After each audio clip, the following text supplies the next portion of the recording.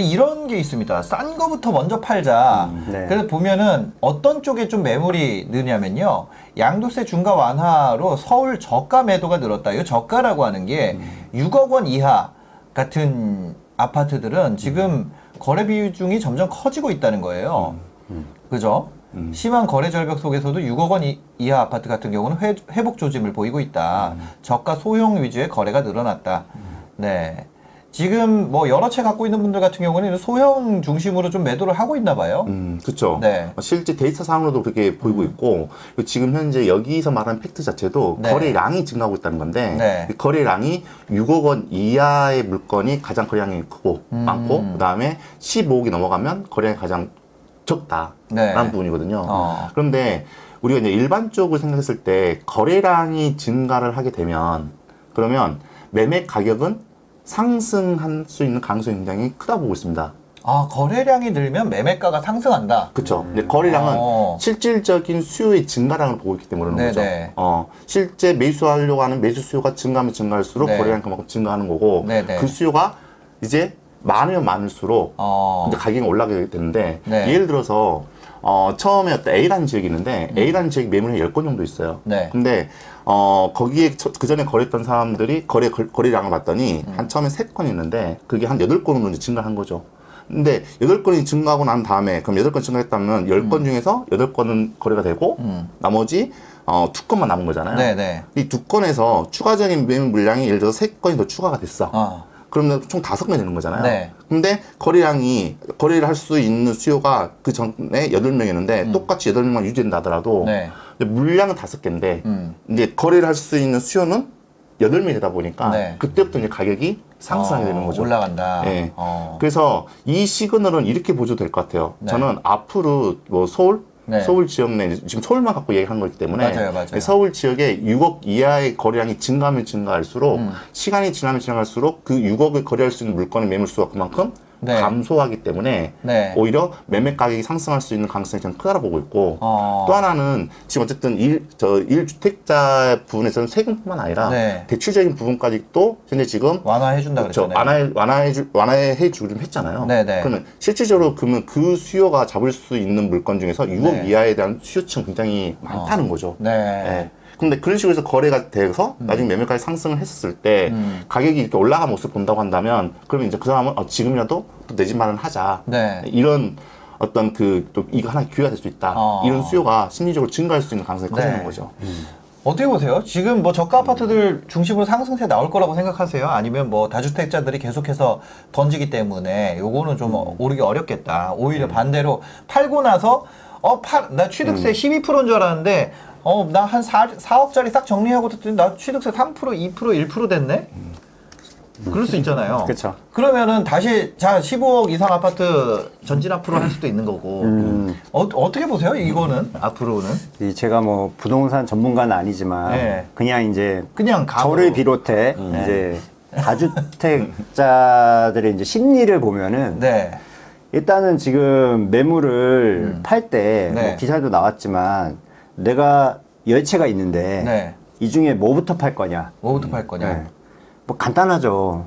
좋은 거 안 팔고 이제 좀 애매했던 거. 아, 그죠. 예. 애매했던 거를 이제 이참에 세금 줄여주니까는 이제 팔고 나오자라고 그죠. 선택을 할 거고. 네. 이제 그런 지역들은 아무래도 두 가지로 갈릴 것 같아요. 네. 매물을 다주택자가 내놨는데 실수요자들이 이걸 소화시키느냐, 네. 아니면 소화를 못 시키느냐. 이 소화를 못 시키면은 가격이 이제 점점 더 낮게 던지는 매물이 나오겠죠. 이거, 네. 지금은 근데 거래량이 조금 받쳐준다고 하는 거 보니까 소화가 좀 되는 느낌인가 봐요. 네. 그쵸. 그래서 이게 매물이 많이 나오는 지역이 있을 거고, 네. 그 투자자들이 이제 많이 투자했던 지역, 그리고 이 금액대도 싼 매물을 먼저 던질 수밖에 없는 게, 네. 싼 매물은 양도 차익이 작잖아요. 네. 그러면은 중과 배제를 했을 때, 양도세 중과 유예를 해줬을 때, 네. 세금이 크지 않단 말이에요. 네. 예를 들어 아까 뭐 한 2, 3억 정도 오른 아파트, 이런 거는 1억 이내에서 이제 양도세를 내고 끝낼 거기 때문에 네. 중과세가 안 되면 네. 그런 것들은 이제 자유롭게 할 수가 있는데 뭐 예를 들어 10억 오른 아파트를 판다. 네. 근데 난 비과세가 안 돼. 어. 일반과세만 돼. 네. 그러면은 일반과세를 해도 세금이 상당해요. 아, 그쵸. 네, 그러면 네. 그런 거는 팔기 좀 꺼려지죠. 왜냐면 이거 팔고 이 세금 뭐 내고 나서 그 옆에 거 살 수 없잖아요. 없죠. 예. 없죠. 그런 심리가 있기 때문에 매물이 나오는 지역과 금액대랑 이런 게 좀 편중이 된다. 아. 그리고 나서 저는 이제 개인적으로는 네. 그 다음에 그러면 어떤 일이 벌어질 거냐. 이 다주택자분들이 내가 똘똘한 한 채를 완성을 못 지으신 분들이 많아요. 그죠. 예. 네. 그냥 이제 상승장이 오면서 이제 투자를 시작해서 이제 막 이것저것 샀는데 네. 이것저것 사다 보니까 가성비를 따져서 많이 산 거예요. 그런 상태에서 나는 이제 자산은 늘어났어. 네. 근데 내가 원하는 거는 저기 강남에 있는 내가 꿈에 그리던 아파트야. 아, 그러니까 뭐냐면 제가 말씀 중에 끊어서 죄송한데 이거예요.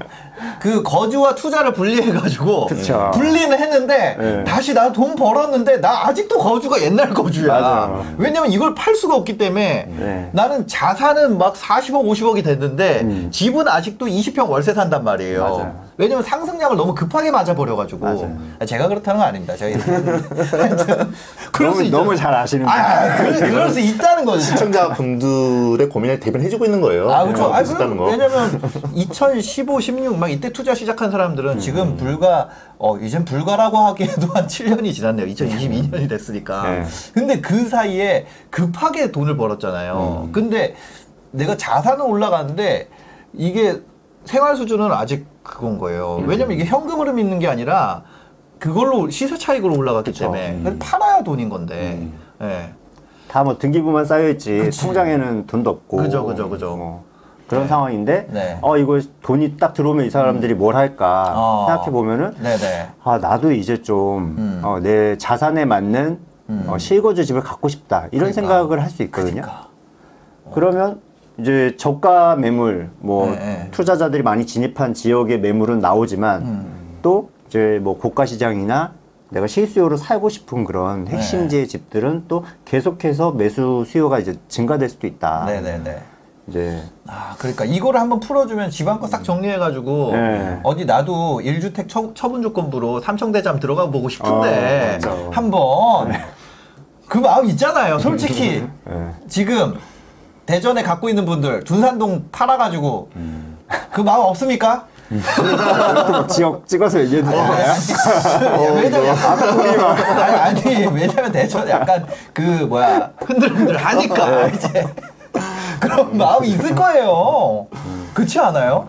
맞아요. 근데 실제 좀 더 첨언해서 말씀드린다면 네. 그 이제 양도세 중과에 대한 어떤 그 이제 배제에 대한 부분이잖아요. 네네. 배제가 되면 지역은 양극화될 수밖에 없어요. 왜냐하면 실제 다주택자들의 양도세 중과를 배제한다고 해도 네네. 그 지역이 오를 수 있는 가능성이 크다라고 한다면 절대 매물 내놓지 않습니다. 반면에 현재 시점에 있어서 이미 가격이 하락세로 돌아갔던 지역들. 네. 지금 채팅창에 보니까 대구에 대한 이야기를 하고 있는데 네네.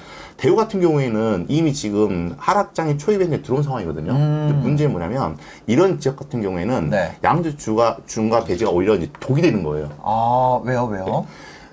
중과로 인해서 일단은 내 물건이 있는데 그렇지 않아도 이제 물건을 팔려고 했는데 중과 완화까지 해줬어. 네. 그러면 내가 빨리 털고 나야겠다 심리가 크다 보니까 사람들이 일시적으로 거기에 물건을 계속해서 매물을 내놓게 되는 건데 중요한 거는 네. 말씀하셨잖아요. 실수요자뿐만 아니라 어떤 투자자들이 이거를 잡을 수 있지 못한다는 거예요. 네. 가격이 하락하고 있으니까. 네, 또 하나 네. 지금 대우 같은 경우에는 입주 물량이 2024, 2025년까지 잡혀 있는 상황이거든요. 네. 그러다 보니까 지금 현재 재고 물량에 대한 것도 쏟아 나올 뿐만 아니라 네. 신규 물량에 대한 리스크까지 갖고 있기 때문에 네. 이게 쉽게 매수를 할 수 없는 상황이라는 거잖아요. 이런 식으로 오히려 저는 어떤 다른 관점으로 본다고 한다면 네. 이번 그 양도세 중과했던 배제에 대한 부분이 네. 시장을 놓고 봤을 경우에는 거의 양극화.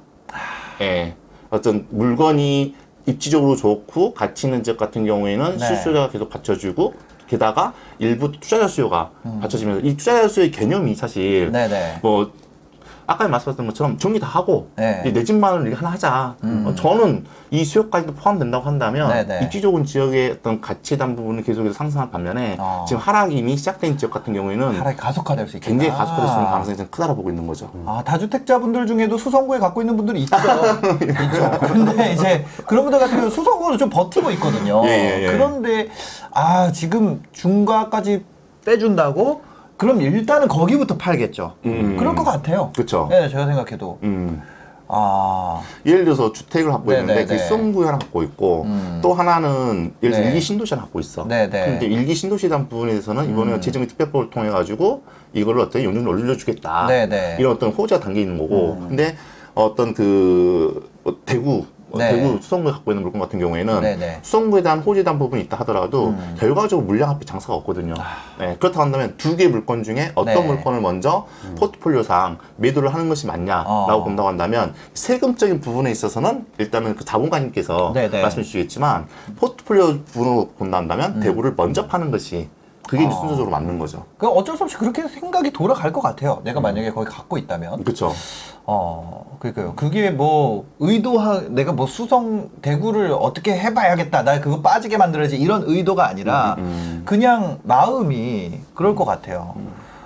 근데 이제 이렇게 만약에 저가 아파트들을 좀 들썩거리고 그걸로 다주택자들이 정리한 사람이 다시 1주택자로 변신해가지고 15억 이상 아파트로 전진하고 이런 상황이 발생하면은 서울시에서도 이런 뭐 규제에 대해서 아니면 뭐 지금은 인수위입니다만은 이 정권 잡게 됐을 때 만약에 원희룡 국토부 장관님이 되시면 그렇게 두지 않지 않을까? 이런 것도 있거든요. 국민일보 기사 있습니다.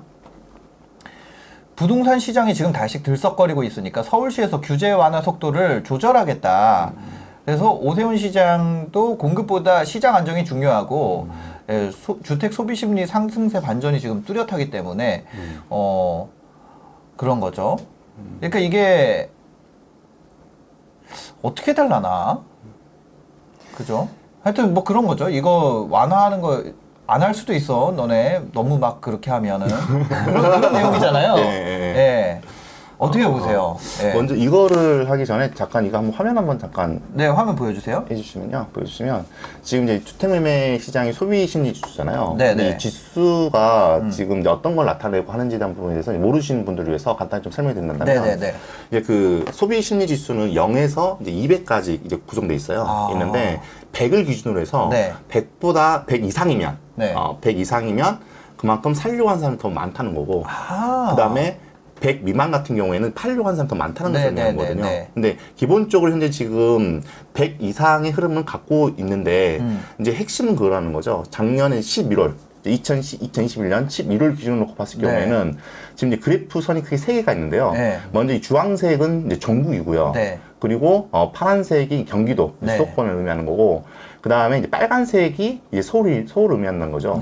그런데 지금 작년 11월까지는 다 110이 넘어간 상황에서 12월에 들어오면서부터 전체적으로 모두 다 이렇게 좀 침체되어 있는 이런 모습을 보이고 있고, 최근까지 좀 보합세의 모습을 보이고 있다가 지금 2월 같은 경우를 놓고 봤을 경우에는 오히려 전국 평균에 비해서도 서울의 소비 심리 지수가 더 낮게 형성됐는데 3월에 들어서 이게 역전됐고 굉장히 급격하게 소비 심리 지수가 지금 상승하고 있는 이런 모습을 보고 있다는 거예요. 규제 완화에 대한 기대감인 거죠, 이게. 그쵸. 그러니까, 근데 지금 제가 3월 같은 경우에는 이제 저는 가장 이렇게 지금 급격하게 상승이 된 이제 원인으로 본다고 한다면 3월이면 다 아시는 것처럼 이제 3월 대선이 있지 않습니까? 대선이 있었고 거기에 윤석열 후보가 당선이 됐고 근데 윤석열 후보의 정책이 시장 친화적인 정책이고 시장 친화적인 정책을 통해서 공급을 되기 위해서는 특히 서울 지역 같은 경우에는 재개발 재건축 중심으로 해서 또 규제를 완화를 하고 거기에 따라서 공급이 돼야 되는 상황이기 때문에 그런 기대감이 이제 상당 부분 반영이 된 부분이다 이제 그렇게 보고 있는 거죠. 그리고 이제 이게 이런 식으로 현재 지금 나타났는데 이제 문제는 뭐냐면 그러면 지금 5년 동안 지금 현재 공부해야 되는 상황이에요. 5년 동안 앞으로 이제 그 윤석열 대통령이 앞으로 주택시장에 공급을 해야 되는 상황인데 이번에 인수위에서 이때 어떤 발표를 했었냐면 주택 공급에 있어서 제1 그 우선순위를 네. 서울로 하겠다라고 발표했었어요. 어. 네, 그래서 그렇다면 서울, 수도권, 지방 이런 순서적으로 했을 때 그러면 네. 서울을 하겠다 발표했다는 것은 결과적으로 서울 같은 경우에는 어떤 택지 주구 중심의 공급보다는 특히 시장 정책적으로 본다고 한다면 재개발, 재건축 중심으로 공급될 수밖에 없잖아요. 그쵸. 그러면 그거는 다른 말로 말하면 재개발, 재건축의 규제를 완화하겠다라는 네. 근데 그걸 서울 중심으로 어떤 타겟을 했다는 것은 이게 가장 핵심 포인트다 보니까 네. 이걸로 인해서 현재 지금 이렇게 가격이 다시 들썩이는 모습을 보이고 있는 거죠. 이거 컨비네이션을 좀 생각을 해보면 네. 지방 거를 팔아가지고 압구정 현대를 사는 것 작은 평수라도 압구정 한양 아파트라도 그게 왜냐면 거기가 실거주해야 되고 또 그거잖아요. 다주택자 못 들어가게 묶여 있잖아요. 그러니까 지방 물건을 팔아가지고 앞구리 현대 살 수 있을까요? 아, 그런데 그게 프로 다 들어가야 되네. 아 대출도 풀어준다고 했으니까. 아니 그리고 아까 말씀한 것처럼 이렇게 다주택자 그 기간 안에 다 팔아버리면 양도소득세가 어마어마하게 이제 크기 때문에 이게 쉽지 않은 선택이에요. 쉽지 않네. 현실적으로. 그거는. 예. 근데 왜냐면 이거를 규제 완화를 한다는 거는 걔네가 또 새 아파트가 된다는 거고. 그쵸. 그러면 이제 반포의 시대가 저무는 것이 아니냐. 반포가 혼자 그거 안 묶였잖아요. 예. 그쵸. 그 토지 뭐시기 허가. 도적으로 가지. 네, 그거에 안 묶여가지고 반포만 반짝반짝 빛나고 있거든요, 지금. 네. 그죠? 원베일리 이런 거. 지나가면서 보면은 그 동네는 냄새도 다른 것 같아. 하여튼 그런데 이제. 재건축이 진행되면은 뭐 네. 어마어마해지겠죠. 그리고 다른 데가 쫙 하게 되면은 이 반포 프리미엄이 좀 빠지지 않을까 이런 생각도 드네요. 이렇게 규제 완화를 만약에 한다 그러면. 그 동네 새 아파트 있는 동네가. 네. 근데 보면은 네. 그냥 뭐 저는 부동산 뭐 데이터를 보고 뭐 이런 거보다 네. 그냥 다주택자들이 어떻게 생각을 할까 네. 뭐 그런 부분을 위주로 보면은 아까 네. 말씀하신 것처럼 내가 물건이 10개가 있는데 네. 이 중에 팔고 싶은 거랑 팔기 싫은 게 있잖아요. 뭐 예를 들어서 아까 일기 신도시다. 네. 내 분당에 아파트가 있어. 네. 이거는 별로 팔고 싶지 않단 말이에요. 아, 그쵸. 네. 왜냐면 일기신도시는 이거 느낌이 좀 다르거든요. 그쵸. 지금. 이제 그러니까. 새 아파트로 이제 만들어 준다니까 그런 거는 이제 뭐 중간 배제를 해줘도 유예를 해줘도 이제 팔기 싫어질 거고 네. 또 재개발 재건축을 이제 활성화해 준다고 하니까 뭐 재개발이 될 수 있는 어떤 뭐 빌라라든지 뭐 이런 거 투자를 해놨던 게 있는 것도 네. 뭐 굳이 이걸 팔 필요가 있을까? 그래서 그런 순서대로 이제 투자자들이 안 팔 물건을 네. 이제 제외하다 보면은 네. 이제 그 물건들이 매물이 적게 나올 것이고 또 오히려 이제 가치 상승에 또 그 영향이 많을 거다. 이제 그런 네. 식으로 이제 역으로 무주택자나 1주택자는 다주택자의 심리를 좀 역으로 해서 투자 계획을 세우시는 것도 좋을 것 같아요. 알겠습니다. 근데 지금 데이터상으로 본다고 하면 네. 지방 같은 경우에도 일부 지역에서 계속 상승세가 나타나고 있는 지역들이 현재 좀 많이 아, 있어요. 네. 또 있는데 그 지역에 뭐 최근까지 또 좀 다주택자들이 진입하고 있는 것도 모습도 보이고 있고 거기에서 매물 가격이 상승하고 있는 모습을 보이고 있는데 그런 지역에 내가 먼저 선 진입해가지고 물건을 보유하고 있다라고 네. 한다면 그 지역의 물건을 먼저 매도한다는 건 이게 안 된다는 거죠. 우선순위가 밀리기 때문에 네. 오히려 다른 지역들 좀 더 매가에 대한 가치 상승이 크지 않는 네. 그러면서 앞으로 공급 리스크가 있는 이런 지역부터 팔 수밖에 없는 거기 때문에 네. 지방에 있는 물건이라고 해서 전부 싹 다 지방은 전부 다 가격이 하락해 이렇게 말하는 것도 좀 위험한 발언이지 않을까 싶어요 저는. 그러니까 지방 중에서도 이제 시세를 한번 뽑고 좀 기고 있는 지역들 앞으로 좀, 기고 있는. 네, 좀 불확실한 고점에서 이제 기고 있는 지역들 같은 경우는 그렇죠. 이제 얘를 한번 쌌는데 2020년 21년 상승장에 얘네가 한번 가격이 한번 바뀌었는데 얘네를 정리해야겠다 이런 마음이 좀 있는 것 같아요. 만약 하게 되면은 저는 그런 마음이 없습니다만 그 다주택자분들 같은 경우에는 그런 마음이 들 수도 있겠다 이런 생각이 좀 듭니다. 그리고 저희 뭐 얘기하는 사이에 반가운 두 분이 있습니다. 한 분은 잘 사는 흥부님께서 성주님 왕쾌 되셨나요? 얼굴 뵈서 좋습니다. 이렇게 또 흥부님 흥부님 요즘 또 전성기겠어요. 요즘 이제 재개발 분야가 아무래도 네네. 이슈가 되고 있는 거기 때문에 그래서 흥구님도 굉장히 열심히 지금 임장 많이 네네. 다니고 이렇게 하는데 네. 이거 참 말씀을 안 드리려고 하다가 네. 사실 흥부님하고 저하고 비슷한 시기에 이제 코로나가 걸렸어요. 아, 흥부님도 그러셨구나. 코로나 걸렸는데 예. 흥부님이 이제 이야기를 하길 네네. 본인이 태어나서 이렇게 일주일 동안 이렇게 많은 병원을 가본 적이 처음이다 할 정도로 특히 이제 구강 쪽이 좀 후유증 오셔가지고 네. 강의를 말하는 것도 그렇지만 먹는 네. 것도 많이 이렇게 힘들어 하셔가지고 그래서 지금 아마 집에서 지금 있을 거예요. 운전 못하고 있고 하는데 저도 이제 많이 힘들어 해가지고 제가 잠깐 아까 전에 사석에서 말씀드렸지만 이제 어제가 처음으로 다시 오픈해가지고 여기서 지금 오늘 어떻게 보면 첫 일정을 소화하고 있는데 솔직히 지금 뭐 쉬운 상황은 아닌 것 같아요. 이게 굉장히 아주 후유증이 그래서 좀 여기 계신 그 시청자분들 같은 경우에도 뭐 후유증 같은 게 관리 좀 잘 하시고 그러시면 좋을 것 같고 홍부님도 화이팅. 그리고 다른 분은 이제 MK님께서 반포 주민님께서 등판하셨습니다. 아니에요. 지역 때문에 반포는 30년 넘게 원래 비싼 곳입니다. 특히 반포는 일학군 형성 때문에 더 비싼 거예요. 부럽습니다. 알겠습니다. 맞습니다. 그거 뭐 어떡해요, 진짜로. 제가 뭐 좀 몸에 좋은 거라도 좀 이렇게 하나 보내드려야 될 것 같아요. 말씀만이라도 제 계좌번호 한번 보내드릴게요. 현금으로.